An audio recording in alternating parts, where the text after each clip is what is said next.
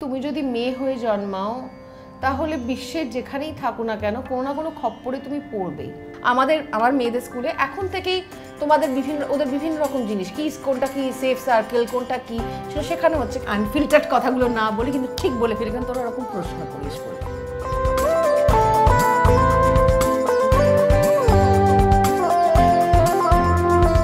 আর এই যে ধরো এতদিন ধরে তুমি কাজ করো, যেটা বলছিলে যে তোমার মার একটা কনসার্ন ছিল, যেটা অনেকেরই যারা বাডিং এখন অ্যাক্টার্স রয়েছে তাদেরও মায়ের কনসার্ন থাকে যে গেলে একটা বাজে খপ্পরে পড়বে, সো কল্ড বলে, হ্যাঁ বলে, মানে মমস উইল মমস অবভিয়াসলি। তো সেইখানে তুমি কখনো এরকম কিছু শিকার হয়েছো, মানে কোনো নেগেটিভিটি বা এসে একটা টার্গেটে থাকা কোনো বাজে জিনিস? আমি এটা বিশ্বাস করি, তুমি যদি মেয়ে হয়ে জন্মাও তাহলে বিশ্বের যেখানেই থাকো না কেন কোনো না কোনো খপ্পরে তুমি পড়বেই।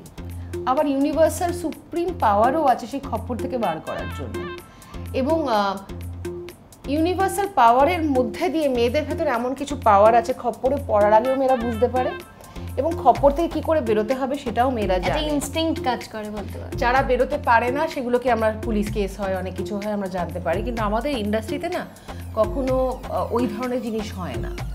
দুদিকের তালি বাজে তবে জিনিসপত্র হয়, ঠিক আছে? এবং যারা করে তাদের দুষ্টুমি আমি বলবো না, কারণ দেখো কার কি চাহিদা, আমি প্রথমে কার কি চাহিদা, কে কোথায় পৌঁছতে চায়, কার কি পাওয়ার ইচ্ছে আছে তার উপর সে নির্ভর করে। আজকে আমি হয়তো আলু পোস্ত ভাতে হ্যাপি, কারো রোজ বিরিয়ানি চাই, তাকে তো কিছু করতে হবে, তাই না? আমার যোগ্যতা নেই বিরিয়ানি পাওয়ার, এবং আমি আবার বলছি খপ্পর চারদিকে ঘুরে বেড়াচ্ছে, আমাদের ইন্ডাস্ট্রি বলে নয়। একটা মেয়ে হয়ে যখন জন্মেছো প্রথম অনেক কিছু জিনিস শেখানো হয়। আমার মেয়েদের স্কুলে এখন থেকেই ওদের বিভিন্ন রকম জিনিস কি কোনটা কি সেফ সার্কেল কোনটা কি সেটা শেখানো হচ্ছে। কেন শেখানো হচ্ছে?